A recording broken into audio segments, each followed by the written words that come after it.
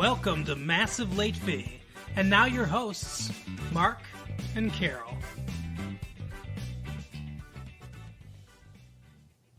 Well, hello everyone. Welcome back to Massive Late Fee. My name is Mark. With me as always is my beautiful girlfriend, Carol. How are you doing today, Carol? Hey, what's up? Not much. It's been a good week here. It is, what is it, July 14th? Maybe. 13th. July 13th to 1996. It is 1996. And we're here coming at you with more news. More movies. That's a film projector. Yeah, I need to know what the was supposed to be. People taking pictures. What a scoop! Right. More thrills. More laughs. I don't think that you have a career in sound effects coming up here, dear. I can't be like that guy from Police Academy. Nah. Oh no, Michael Winslow is his name. That kind of stuff. We have a special guest here, and her name is Bella. Hi. Her name is Abella. Welcome, Bella. She changed her name from Bella to Abella. No, I did not. Bella is Carol's niece, and she's here to talk about the movie with us because she saw the movie too, didn't you? Yeah. Yes, I did. It was very good. Oh, I'm glad you liked it. You're tipping your hand here a little bit. But first, we've got some news to talk about, or as Bella would say, some snooze to talk about. I do not snore. I agree with you, Bella. It's a little boring. So, our good friend Mike Duffy, a.k.a. Captain Videophile, has some more notes from Captain Videophile. Sci-fi Dark Skies is on the horizon for NBC. Have you heard about this show, Carol? Dark Skies. I haven't, but it's a new sci-fi show. I'm kind of scared of new sci-fi shows after that crap we watched a couple weeks ago. Oh my god. A couple weeks ago. It was like months ago. Well, but see, it always seems like not that long ago. You're talking about the what was it, DB? Bloodlines. Yeah, that's what it's called. God, you remember the name. It scarred me. It's made an imprint. Awful. The Peacock Network, already top rated, and the happy home of ER, Friends, and Seinfeld just happens to have a new fall series called Dark Skies. This retro sci-fi saga fortuitously echoes Independence Day and a storyline about Earth under attack by creepy aliens from outer space. Do you think we should give it a try? I don't know, What do you think, Bella? Dark Skies. What do you think about that? I think they're trying to ape off the popularity of the X-Files. Well, I want to say something first. You know how you're calling that paper your friend? It says the paper. Listen to Vicki Lawrence. Vicki Lawrence says she's game for game and talk shows. Do we care? Wow. I don't. I don't even know who she is. I don't know who that person is. And You don't either? know what a talk show is. Vicki You Lawrence. don't know what a talk show is. Oh, a talk show is where they talk on a show. Yeah. Like, Oh. we're like, Oprah will like have people on or They either interview celebrities or the worst trailer trash you can imagine. right? Oh. If you're a normal person, you can't get on a talk show. But yeah, that's the bar. Well, maybe if you're the alien from this movie, you could get on that talk show. Yeah, maybe you could. He was quite a phenomenon. He'd be on a talk show. Yes, what's up? Phenomenon. We watched Phenomenon. I don't remember which one was phenomenal. Oh my goodness. The one You keep saying that you liked it. Yeah, but I liked both of phenomenon, and one's about this guy getting shot by a light, and one's about aliens coming to Earth. I don't know. So the aliens coming to Earth movie is Independence Day, which we talked about last week. Yeah.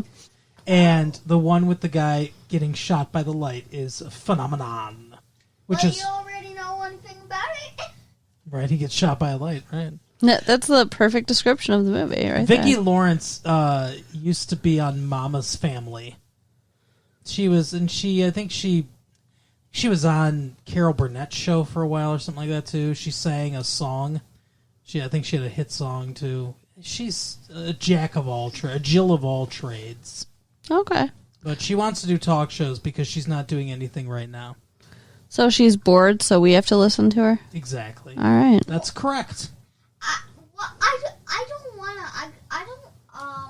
don't want to have to listen to this person. I don't even know that person. She looks like everyone's aunt in 1986. She's got short, cropped, curly red hair. Oh my God, that was my aunt in 1986. See, that's what I'm saying. He's right. Rapper Snake. Oh. Listen to this. Rapper Snake are Voight's pals. What? Listen to this ridiculousness. John Voight is in the final stages of Columbia's ambitious Anaconda thriller after weeks of arduous location shooting in the Amazon rainforest. So they schlepped to the Amazon rainforest to film a movie called Anaconda with co-stars including large snakes. Oh, jeez. John admits he felt a little bit of fear. Snakes, really? In the movie Anaconda. Yeah. And the rainforest. Except when, in an acting phenomenon, he went into character as a bad guy who was totally unconcerned about the creatures. Yeah, John Voight, what an actor. What a hero of acting. Voight says he got I along. think he should be scared. Yeah, well, he says he was.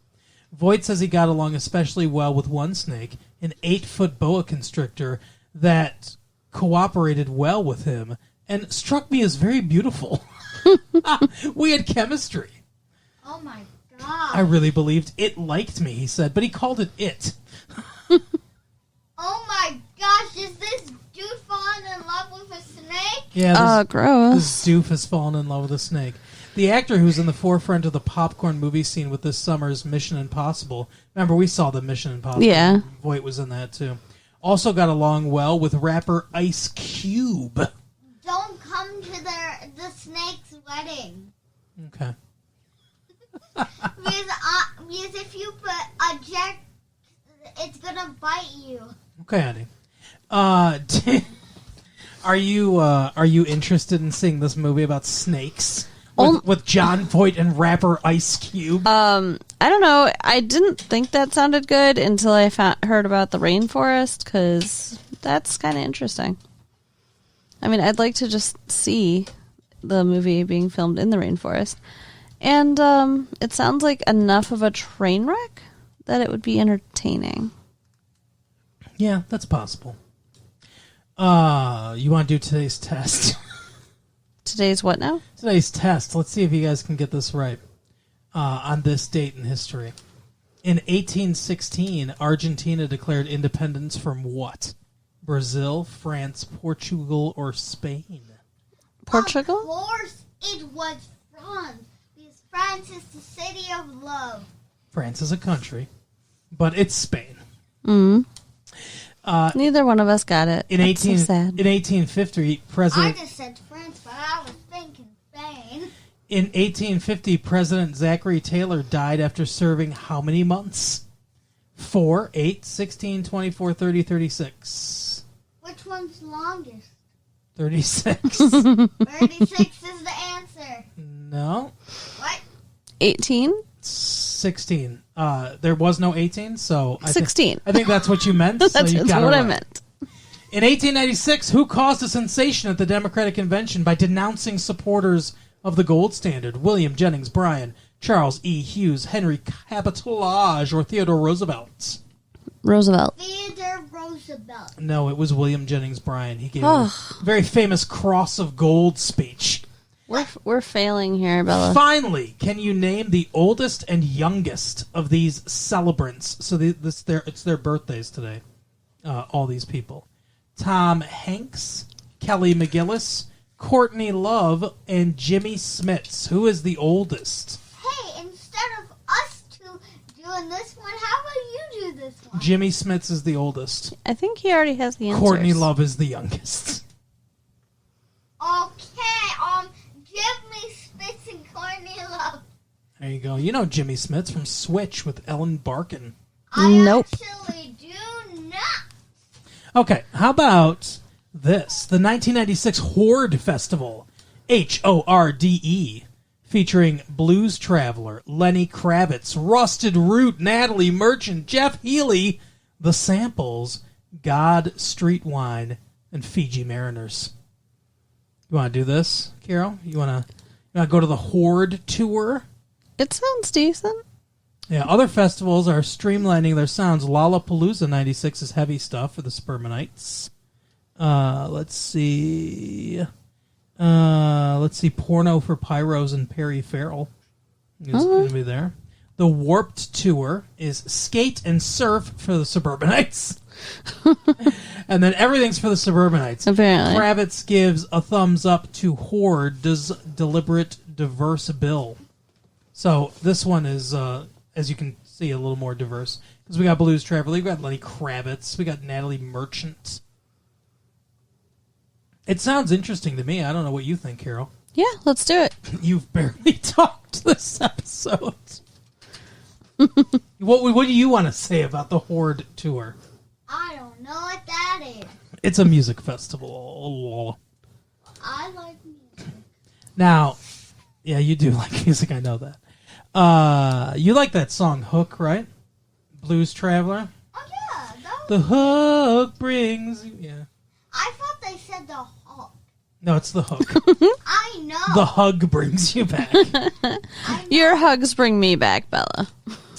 All right, Carol. Thank you. Carol, what about this? Mad About You's finale had some Twister fun. The season finale of Mad About You. Did you catch it? No. Oh no, I'm we're sad. gonna have to catch it in the summer reruns. Yeah. The summer TV doldrums have allowed me finally to catch up on the extras mail, and so it's talking about.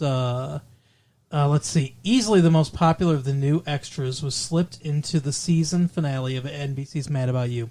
The subject of the episode, in which Helen Hunt's Jamie and Paul Reiser's Paul had a major fight, was serious, but the writers weren't above having a little bit of fun. I have been a fan of extras ever since you started it, writes John Ahern, and I finally found one. Jamie's sister Lisa and her fiancé are playing the game Twister when Jamie walks into their apartment. The film Twister, starring Helen Hunt, opened in theaters the week before. Very fun, huh? What is the game, Twister? You put this mat on the floor that has different colored dots, and then somebody spins a little arrow that points to a different color dot and a different body part, and then you have to put whatever body part onto whatever color dot. Oh, now I know what that game is. I want that game. It's kind of fun. Right arm red and such. And you got to try to be the last one standing. Get me that. I need that game. All right, why don't Well, you'll have to ask your mother. Yeah, why don't you ask your parents for that game? Okay, be back. No, let's finish the show. Then you can go find your parents. Okay, what? I also cannot get out of this chair. We've strapped her into the chair It's by design. like Clockwork Orange. Right? No, you have Anytime we babysit for Bella, we make sure that she's strapped in, or else she'll run all around the apartment or wherever we live. Your apartment. Yeah, we're not. I live in my house. We You- don't live together You yet. own your own house. My mom's house. Anyway, the movie we saw this week, as Bella so astutely pointed out, was called Phenomenon, where a man named John Travolta gets shot by a light. and then gets magical powers where he's smarter at everything, does not sleep, and can telekinesis, which means picking up things without actually grabbing them. Yeah. Like, say I'm grabbing this right now. Yes, I see how you're grabbing it. If I was him, I could just use my hand, like, get a gesture like this, and it could just pull right to me. That's right. It's pretty cool. Would you like to have powers like that? I would like to have that power that I was talking about. Yeah. Well, here's the thing. Do you want to pay the price for it though? No. Because nope. So this is interesting to me in a way. If, by the way, we're going to spoil this movie. If you have not seen the movie Phenomenon and you want to see the movie Phenomenon, go see the movie Phenomenon and then come back to this, because there are things to be spoiled in this movie, and I'm going to spoil it right now. Every time you say phenomena, it makes me think of the Muppet Show. Phenomena. Yeah. What is that puppet? It's time to how's it called? I'll show you, honey. It's time to light the I don't know how it goes, babe. It's time to start the music. It's time to light the lights. It's time to something on the Muppet Show tonight. Right. I thought you were gonna say light the fire. No, it's not a Jim Morrison song. Light the fire. Come on, baby, light my fire. Phenomena. So here's my question. Does this movie make sense? Because it's no. It presents itself. He gets shot by this light, right? And it presents itself as if it's a supernatural force. Right. Most people thinking alien, which allows him to be smarter than anyone else. He's all of a sudden he understands things click in his brain better, and as you pointed out, he can move things, and not only little things. Mm-hmm. He moves, a pen, and he moves stuff like that. But at one point, he moves the board. That's what I'm saying. At one point, he goes searching for a little kid who he can feel. Yeah, that was weird, too. Like, he has so much empathy, he can feel other people's pain. Yeah, he could feel someone's pain from a distance. Yeah. Right? And he could feel when an earthquake was going to come, right? So you're thinking, oh, obviously, this is some sort of supernatural power, but it's not. No. The movie tells us that the only reason these things are happening to him is because he has a brain tumor that happens to be like octopusing out in the exact right way, lighting up different areas of his brain all at once. So it's like activating parts of the brain that we don't usually use. Yeah. Which is bullshit, by the way. But what do you mean? I want to say something. Yes, say. Oh, of course you do. This thing. You gotta look. You gotta look at the microphone. Thing that's in his brain. Mm-hmm. He doesn't want to get it removed. Well, they won't remove it. They can't. It would will kill kill him. Yeah. Yeah, and they say in the movie, usually these things make you dumber and destroy your brain. Yeah, that's right. But in this way, it's the opposite thing. But my question is, if he had just gotten smarter, then this is a believable story. Yeah, I guess. But how is this giving him so many powers? Because we have so much of our brains that we don't use, and we don't know what it would do. But that's a myth. See, the whole thing like, oh, human beings only use 10% of your brain or whatever, that's not true. That's been debunked many, many times. We use our whole brain all the time. There are certain things like music. Music is a global process of your brain. You use many different parts of your brain when doing music, when playing music, things like that. We have a corpus callosum, which is the thing that connects the right hemisphere and the left hemisphere of the brain so that they can communicate with each other. Sometimes people have to have split brain surgery where they separate the corpus callosum. They actually do an incision and physically separate the two hemispheres of the brain because it's usually the last ditch effort to fix some seizure disorders.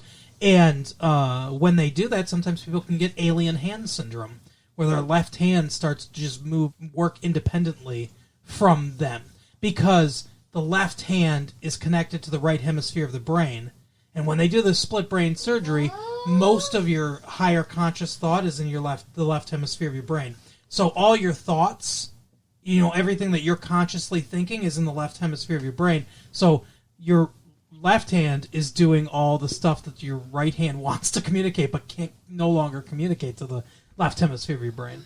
Weird. Yeah, like spatial recognition, artistic expression, stuff like that's, more right hemisphere dominant. But there are things, like I said, music is a global process, right? So, we use all of our brain a lot. People have speculated that you could do certain things, TSP,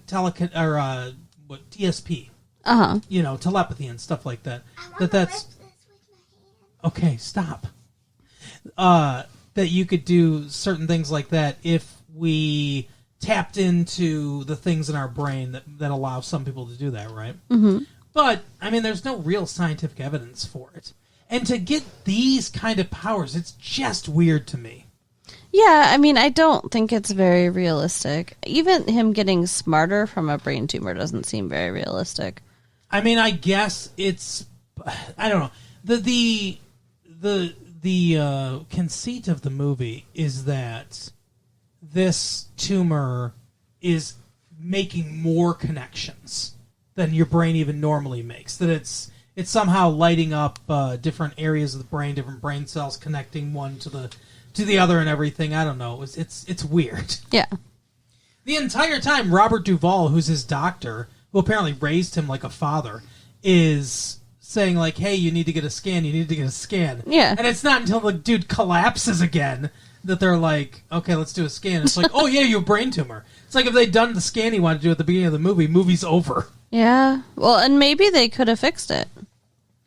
And maybe, because it was probably growing. Maybe, but by the time you're having hallucinations of lights and they're knocking you down, it probably was too late.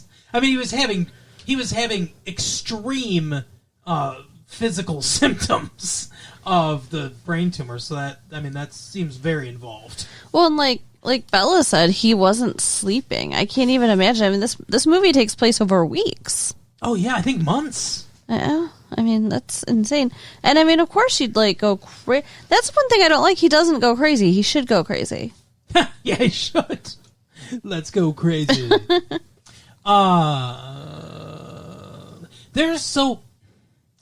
The movie was, I would say it was good.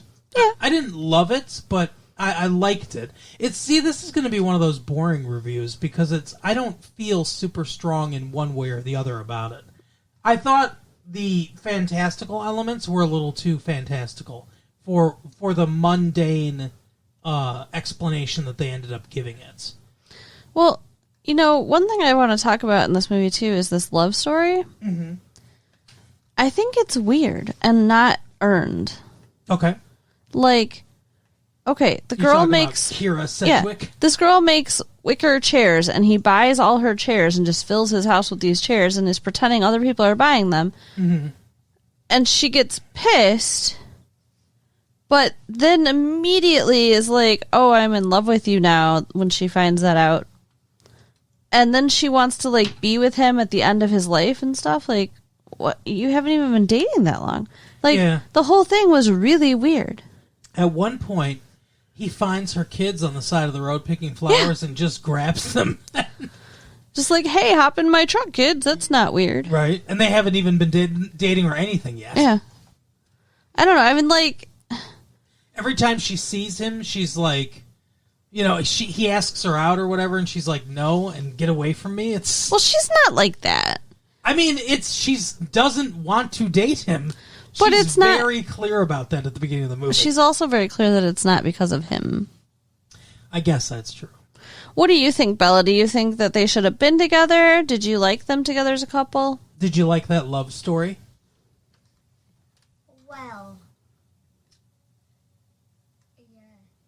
yeah. Okay. What, babe? Nothing. Okay. All right. So you did like the love story, though.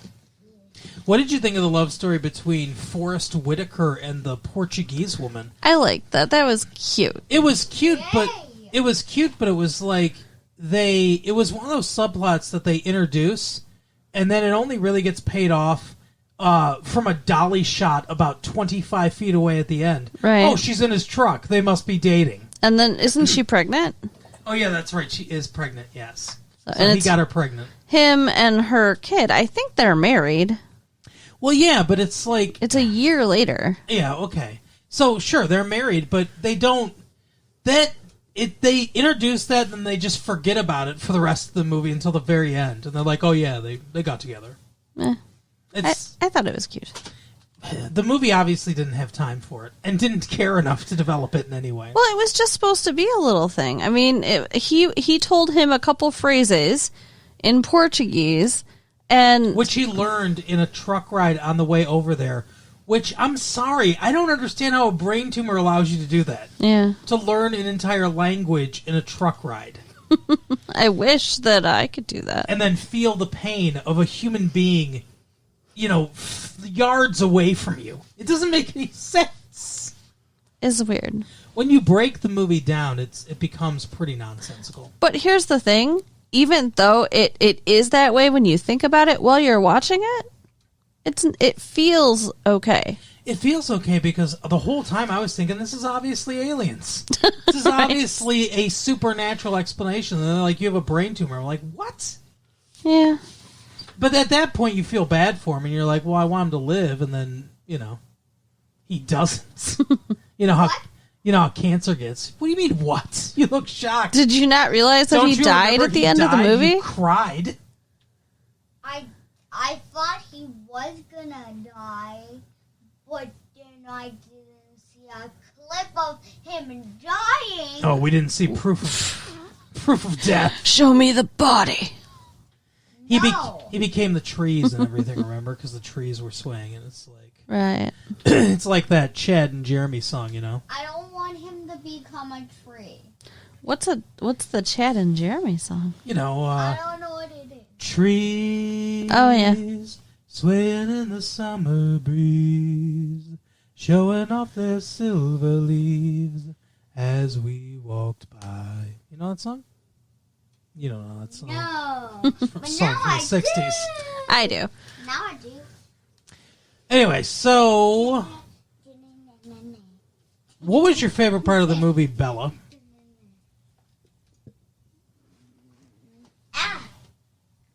I don't have a favorite part. They're all good. No, you didn't like when he died? No, I hate Did you like when he destroyed the mirror? I with his loved that. mind? No, those were my most hated parts. Did you like when Robert Duvall had his one acting moment in the movie? When Robert Duvall is a legendary and fantastic actor, but he has almost nothing to do in this movie. Yeah. Until he's at the bar and they're all talking about, what?